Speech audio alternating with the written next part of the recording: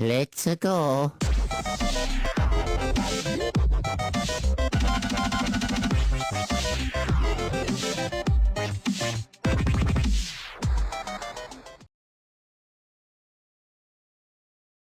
Oh, hey, what's going on, guys? Ninja Reviewer here. Today I'm going to review the latest fairy tale episode. Now, before we begin, though, I just want to say, that opening, man. Oh my god, that opening was freaking hype to no end. If you already missed it before, I made oh crap, what was it? A live reaction to the opening, to opening 21, Believe in Myself. Definitely hands down one of the best fairy tale openings they've ever done. I'm not joking. People literally thought opening 20 was actually pretty epic, but this sets the bar on a whole nother level. Oh man.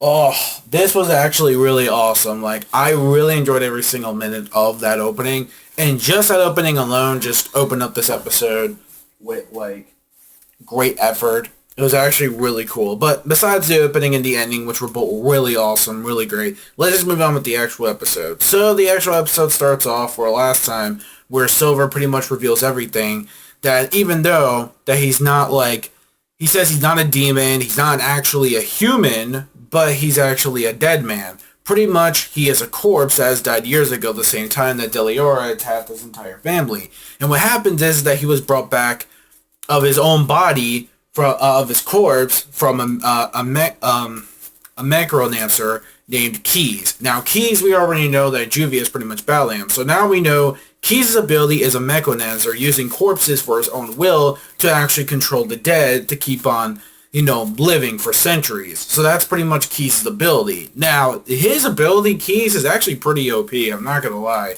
With that, he can pretty much just bring anybody back to life and just make their corpse actually livable, and actually just he can have an entire army of soldiers if he had to. But I think maybe there was a limit to his power.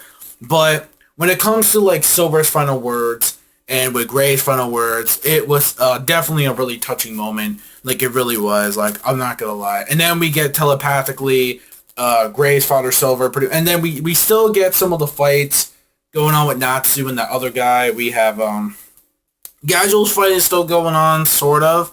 I mean, there's not really too much going on. I mean, yeah, it's sort of moving along. It's sort of going ahead, but it's not really up to that level yet. When we actually get to the main actual fight, the main attraction of that fight going on, then it'll start to get pretty good. But for now, not really too much, because as of right now, it's still in that subtlety of it's still going, but it's not really progressing, all that much. I mean, it's still hype, don't get me wrong, but still. So, anyways, though, the main stuff is the main fight we want to focus on is Juvia's fight against KEYES. Now, when Juvia was trying her best to tell Thomas KEYES, what are people to you? Why you gotta use someone that was already alive before? Just let them die and let them decease and let them move on to the afterlife. Don't just keep making them miserable by actually just making their corpses alive, and maybe changing the course of history, not to mention changing, stuff that you actually think of that person in general.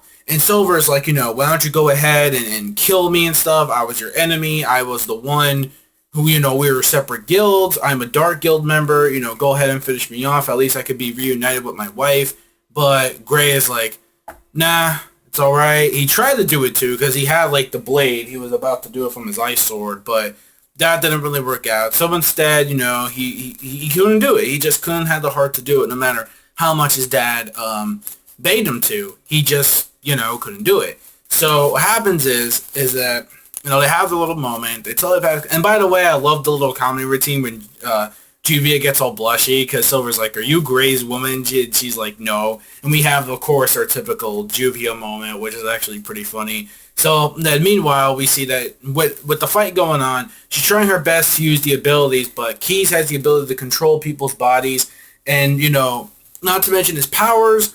Every time Juvia tries to attack herself, it just doesn't really work. It goes right through. And then, he summons, these tentacle things. It's yeah, let's not get into this whole tentacle thing with Juvia. I've seen enough hentai to go where, this is actually going. So that cleavage, yo, I'm not even gonna lie there. So, while, Keyes is pretty much strangling Juvia with the tentacles of death, we see that, while she's pretty much being struggled on, we see that, she had this chance, like, to actually sneak about, because don't forget, she could turn her entire body into water if she had to. So she pretty much, like, turns most of her body into water to stop Keyes and actually sneak upon, to actually sneak into his body with the water pressure and pretty much, like, make Keyes pretty much explode. And then and then after that, we see that after she designates herself, like, in the water, like, to hold enough water pressure to make him explode, he's pretty much annihilated, like, he's finished. So Juvia's, well, I will say, though, we have, the clash between Juvia and Keyes was pretty cool. Like, I'm not gonna lie, it was actually a pretty cool fight just to see them go up against each other ahead. And the way the struggle is, because Juvia, deep down inside, she could have easily killed this guy, but the thing is, she was holding back a bit because with Gray, because if he dies, so does Gray's father. So it's like, it doesn't matter. She goes like, look, even if you don't kill me, if she actually kills Keyes off, I'll automatically die. So there's, like, really no point. So it's like, all right, fine. So let Juvia finish her job, and she's trying with all these attacks. Like, she's trying. All Keyes is doing is that, taking control of her own body, tying her up and stuff like that, and binding her. So that battle, that struggle, was for real. It was actually pretty awesome. Just seeing that. We also get some other stuff going on in the episode. We see that Fremont is trying to lead the way for Urza and Minerva and the rest of the Niku cats, going all the way to the actual laboratory. But, and also, I forgot to mention too, the Mechanizer is also controlling the corpse of the one of the Magic Council members, the one that actually betrayed the Magic Council and joined up with Tartarus. That dude is alive again, pretty much, sort of.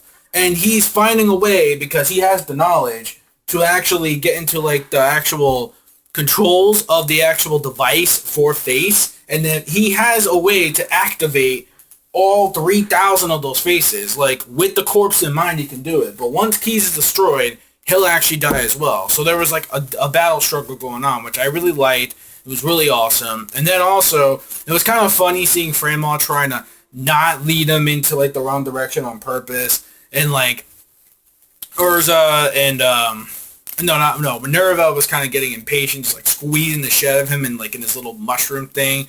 And then it's like, she goes like, well, you got, and I like, and by the way, Happy kind of, like, I really thought Happy and Pantalily were going to get, like, pretty much scrawled by Urza, because we see that he makes a comment about, like, to Frog and Lecter about, you so easily can carry Minerva, but when I try to carry, Urza, she's gotten a bit heavier over the years. And I thought Urza was just going to slice off Happy or something, because she kind of was pretty pissed. So, it's like, yeah, if I were you, I wouldn't really lose your pride there, Happy, or in this case, your penis. I don't want you to become neutered already and not having kids with Charla or anything like that. I'm just saying. So, yeah, you better just keep on walking, cat. But, like the entire episode, at the very end, we see Gray and Silver have their, like, last moment together, pretty much just them, hugging each other and stuff. Juvia is pretty much crying because she wants to apologize for Gray, and she wants to do it because, she really does love Gray, but Gray hasn't really given, her the answer yet, like, what he really thinks about Juvia and stuff, but who knows, that could be later down the line, especially for manga readers who have way caught up to the manga. What do you guys think of that as well, when his answer is going to be, I mean, if it's going to be like, they build this up, and it's like, I'm just thinking of you as, like, a really great friend, I bet Juvia is going to be like, but she says, like, whatever answer she'll take, but still. And then, like, Silver just tells Gray, just, make sure, like, to Juvia, too, like, to take care of him and stuff like that, since, I'm not around anymore. So, yeah, so that's pretty much it. It was a really cool episode. Then at the very end, we see that Silver transfers his Devil Slayer magic to Gray, so that way he can have the power to defeat Mardgear.